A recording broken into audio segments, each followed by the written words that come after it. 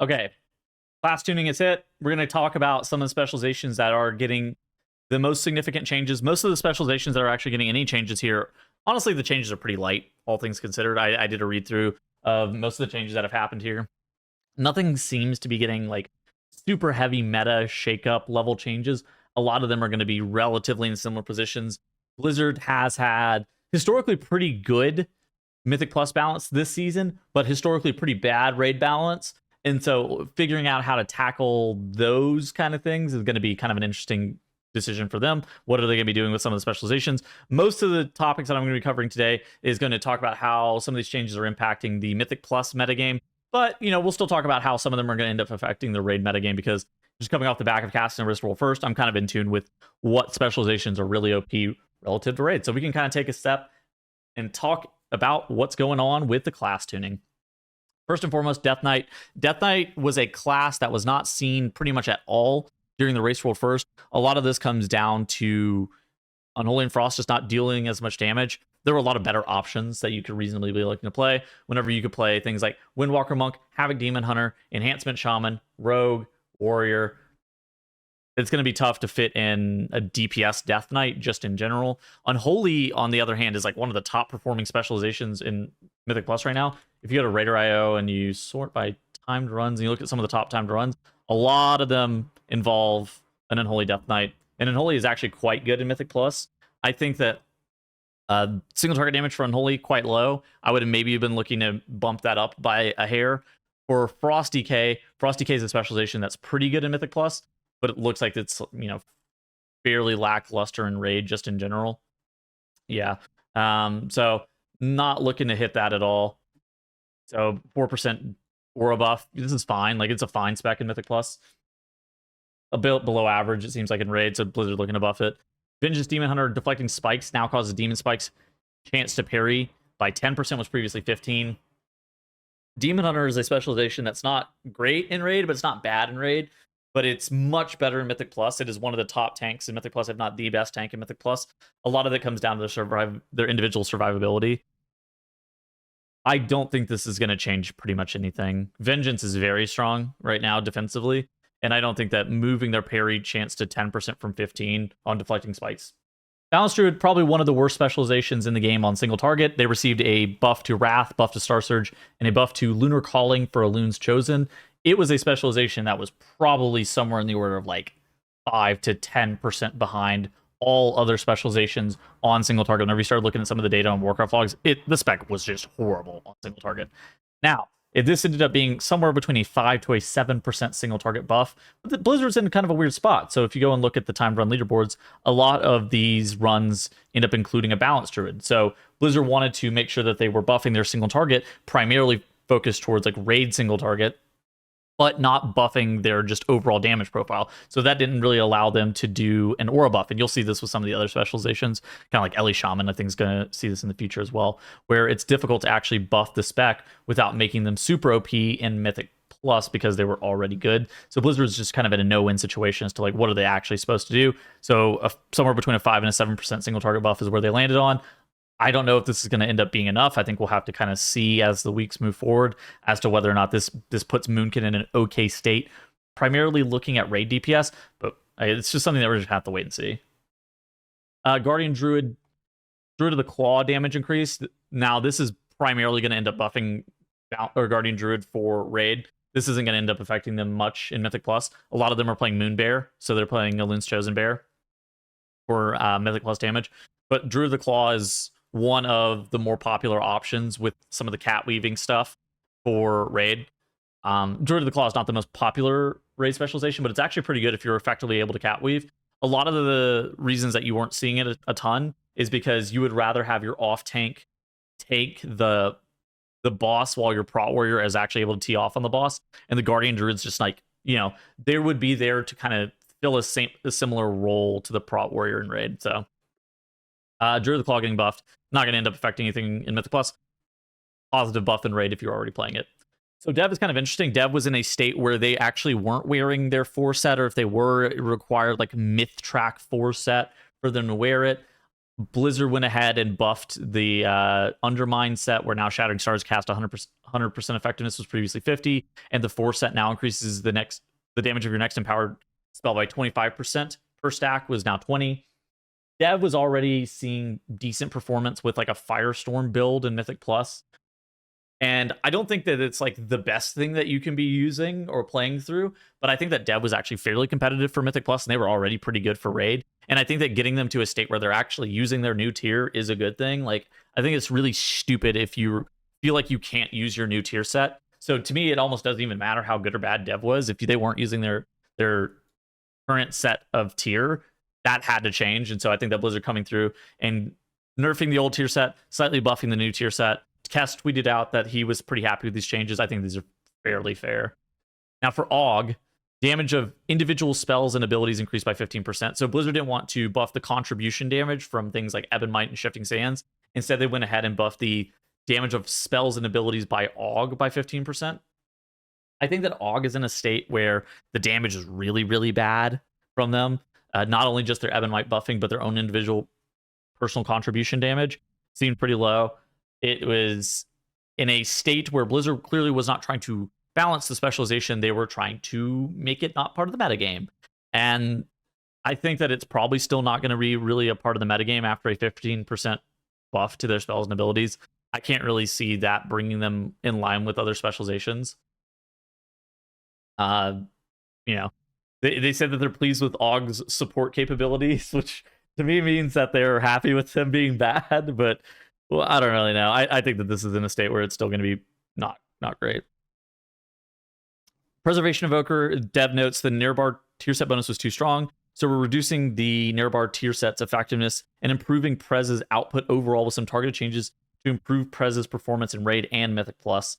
So yeah, they're I don't think that they were in a similar state with Dev where they weren't equipping it at all, but it took them a long time to actually equip the Nearbar or the Liberation tier set, and instead they were still wearing the Nearbar one for an extended period of time. So Blizzard reduced the power of that one, and then just increased their own individual healing from things like Spirit Bloom. All healing of spells and abilities increased by 5%. That's a lot. Disintegrate damage increased by 25%. Living Flame damage increased by 25%. These are all pretty good buffs.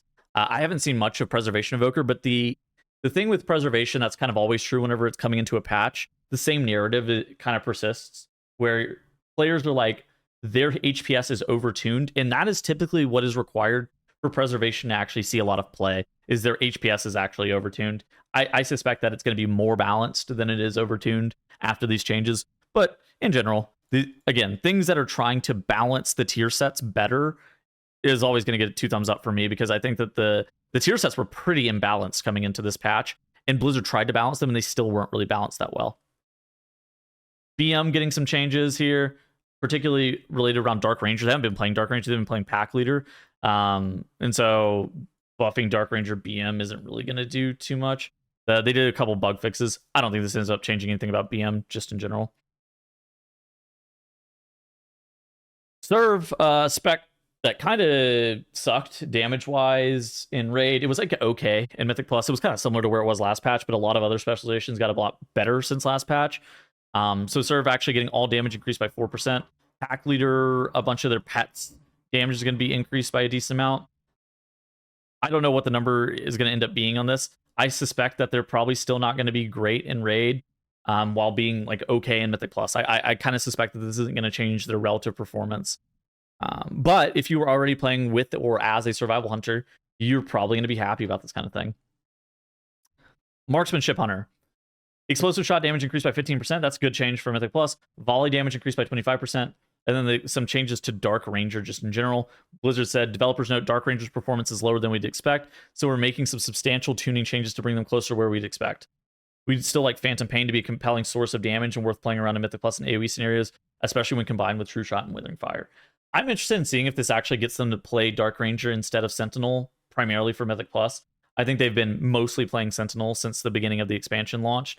And, if they're going to continue to play Sentinel, this is only an explosive shot damage increase and a volley damage increase, which are 2 good sources of damage for Mythic Plus. So it's not something that you're like super upset about. MM still suffers from the fact that a lot of their damage is target capped.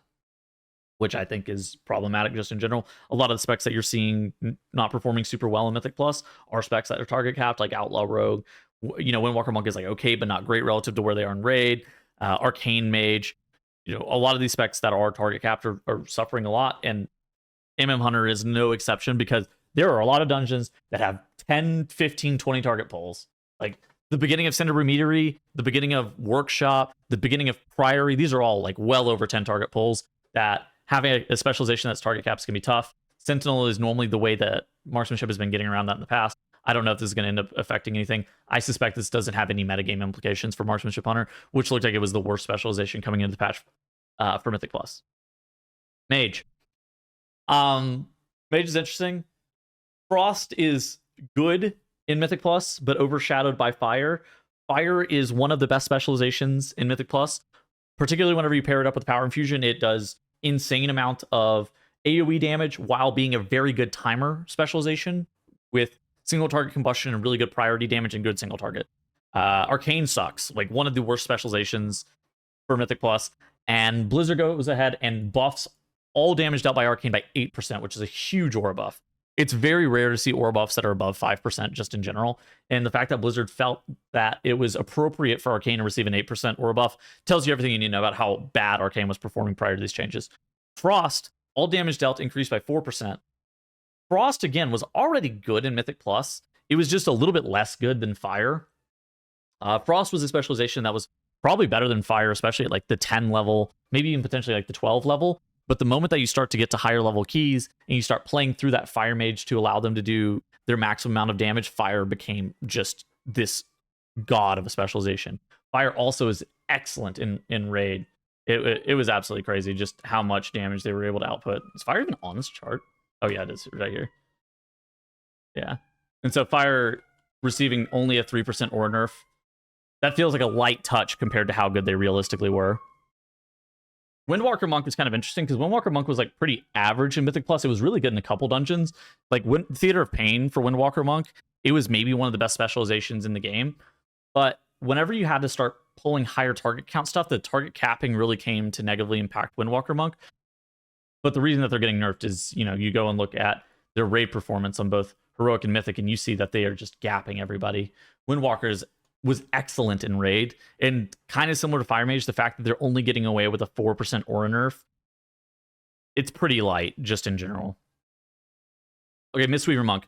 We're decreasing Mistweaver's overall damage while leaving their healing relatively unchanged. Spinning Crane Kick is still felt a touch weaker than we'd like to compared to the rest of the Mistweaver kit, so we're increasing the damage of Spinning Crane Kick alongside these changes. Honestly, that's probably fair, assuming that they're able to actually do this appropriately. Mistweaver's healing wasn't like that egregious. A lot of the times, and a lot of the reasons that you actually saw Mistweaver stacked in the Race World First is because of their damage output. Their damage in Mythic Plus is also pretty good. They are maybe a little bit overshadowed by Discipline Priest damage because Power Infusion is a stupid, stupid, stupid ability. But the individual damage from the Mistweaver Monk is actually quite good in Mythic Plus. Right now, they actually don't press Spinning Crane Kick until, I think Dryny was saying, like 10 or 12 targets. So increasing Spinning Crane Kick damage by 15% makes sense. But all damage decreased by 25%. That's a pretty big nerf just in general. And now Jadefire Teachings now increases Ancient Teachings transfer amount by 250%, was previously 160%. So this is the Count Dooku lightning stuff.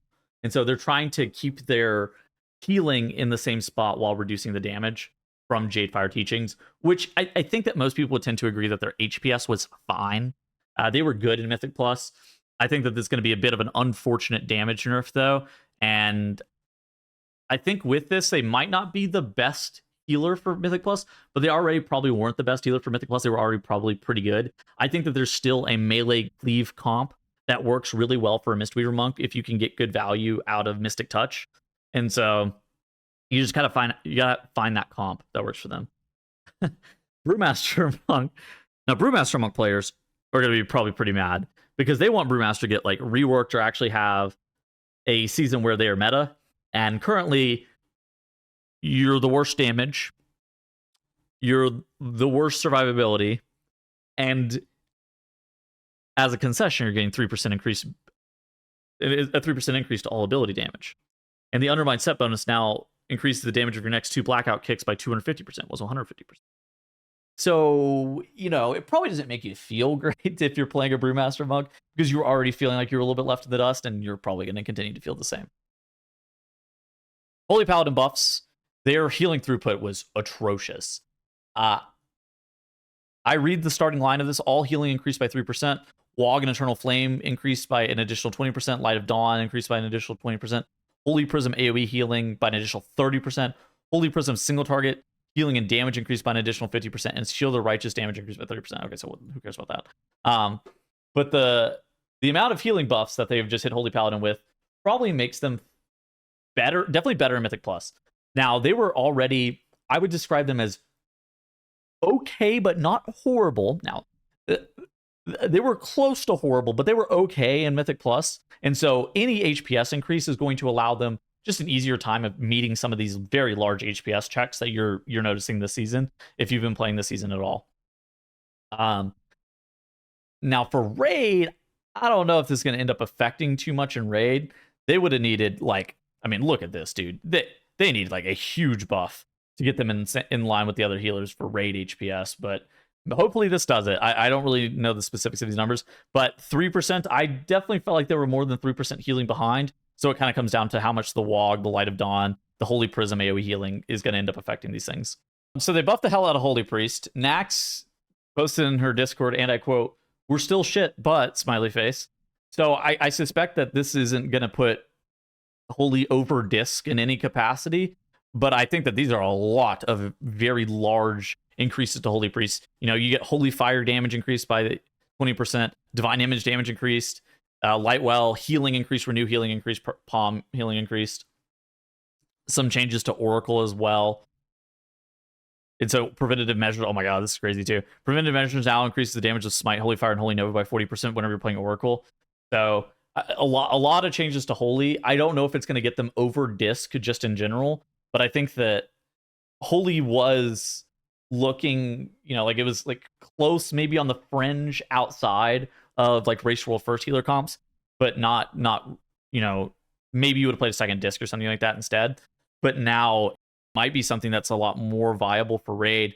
And then for Mythic Plus, I think it's probably still going to be disc, just because the shielding power of disc, the preventative damage measures that disc can put onto players with shields is very good, especially as you get to higher keys.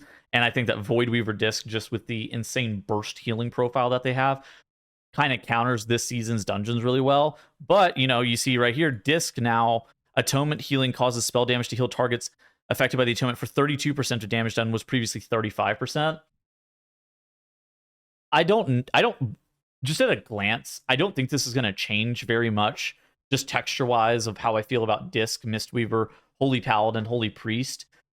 But it's trying to move the healers closer together, which I think is like a pretty good change just in general. Shadow, all damage reduced by 3%. Shadow was a specialization that I thought was like okay, not great in Mythic Plus. I think it's pretty much outclassed by the fact that the healer priests are pretty good and relatively playable, so you can get Fortitude and Power Infusion from both of them. The damage that Shadow was doing was, like, again, all right, but not top tier or anything. So Shadow being reduced by 3% is primarily a raid-focused damage nerf, and I think it's going to, you know, if they were close to being meta in Mythic Plus, it's definitely going to not make them, it's going to make them, like, playable, but probably not meta. Assassination Rogue. Assassination Rogue is already a specialization that was, like, pretty good in Mythic Plus, but not the greatest thing that you could be playing through. I think that Sub was the best Mythic Plus Rogue specialization. I suspect that this is going to be still about the same. A 3% aura buff. If you wanted to play Assassination before, for my friend Riptak, who's an Assassination 1 trick, probably fine for him. Elite Shaman single target sucks. So they buffed Lava Burst, Lightning Bolt, Ice Fury, Frost Shock, P-Wave, and P-Wave. I don't know if this is going to get Ellie Shaman single target into a state. It's kind of similar to Moonkin, where it's really good on AoE, and it's actually pretty good in Mythic Plus. Like, it's one of the better specializations in Mythic Plus. But the single target is a pretty large drawback. So how does Blizzard kind of tackle these buffs while not making them super OP in Mythic Plus? I don't think that buffing Lava Burst, Lightning Bolt, Ice Fury, Frost Shock, and P-Wave is going to put their single target into a state where you're like, wow, I'm happy with this. But if it's probably like a 3 to 4% single target buff, that's like good, but it's not gonna get damage and raid close to where it probably should be. I think it's going to probably end up needing another buff targeted at raid specifically. Restoration Shaman is a specialization that I think is pretty good relative to how most people see it. Most people have this very binary view of specializations where they're either good or bad. I actually think that Resto Shaman's quite good, but underplayed relative to how good it is. And so Blizzard decided to actually nerf them more than they nerfed Mistweaver Monk. With this change right here, the Undermine 2-set bonus, they fixed an issue that caused Totemic Projection to apply insurance while using Surging Totem. And apparently, according to Thune, both of these changes equated to around a 3.5% nerf to Restoration Shaman. Specialization that I thought was pretty good, but I don't know if they necessarily even needed a nerf, which is kind of funny. Demo, all damage increased by 3%. Demo is a spec that is okay in Raid while being pretty good in Mythic Plus. I think it's the worst of the 3 Warlock specializations, but I do think there's a place for Demonology, particularly if you're doing like 10s or 12s. I think that Demo is very strong. Obviously, again, not the best thing that you could reasonably be playing, but it's probably the stronger of the Warlock specializations whenever you're doing like lower level keys. As you get to higher level keys that have larger target count pulls, Destro and Af probably pull away a little bit. Demo getting an all damage increase by 3% buff. Again, very light. Like I said at the very beginning of this, a lot of specializations that are getting changes are getting very light changes. And then Prot Warrior is a specialization that I think was the best tank spec, definitely damage-wise. Now, survivability-wise is kind of interesting, because I actually don't think it's the best tank, to the point where a lot of people in Mythic Plus were primarily playing Vengeance Demon Hunter, but you did see some Prot Warriors. And I think that if the season went long enough, Prot Warrior might edge out Vengeance Demon Hunter just because of how much damage Protection Warrior is able to eke out. But Blizzard goes ahead and kind of nips that in the butt, saying that Protection Warrior is doing too much damage, Shield Slam damage reduced by 5%, and then they nerf some of the damage that was coming from Colossus. I DM'd Sense right before we record this video. I asked him what he thought about the changes. He said, these are so-so. They're not super massive, but he thinks it's enough that it will cement Prot Paladin or Vengeance Demon Hunter as probably the most likely candidates for Mythic Plus tank. I think it's going to probably still leave Protection Warrior in a state where it is still the best raid tank, because their damage, especially whenever you're able to dump all of your rage into things like Revenge and Execute, and you don't have to actually tank a boss, that makes Protection Warrior super strong for raid. But for Mythic Plus, I think there's probably still a composition that you can play that involves a Protection Warrior in it, where you're playing around a lot of these melee DPS. I think this composition that you're seeing right here on screen, where it's Protection Warrior, Resto Shaman, Assassination Rogue, Unholy DK, Ret Paladin. Maybe Prot Warrior damage coming down is more of a nerf than it is a buff to this comp, but I don't think that this comp is going to be any worse than it was last patch. Maybe the Prot Warrior damage comes down a little bit. But overall, it's kind of, my thoughts on this are that Blizzard went very light with a lot of the class tuning. I'm interested in seeing if they're going to end up doing more class tuning in around 2 weeks. Typically, Blizzard at the very beginning of patches does class tuning around every 2 weeks. So we're going to have to wait and see what's going to be going on with the class tuning. If you like this kind of video, stay tuned for more. We're going to be making more and more Mythic Plus content as the season progresses, and I hope to see you in future videos. Goodbye.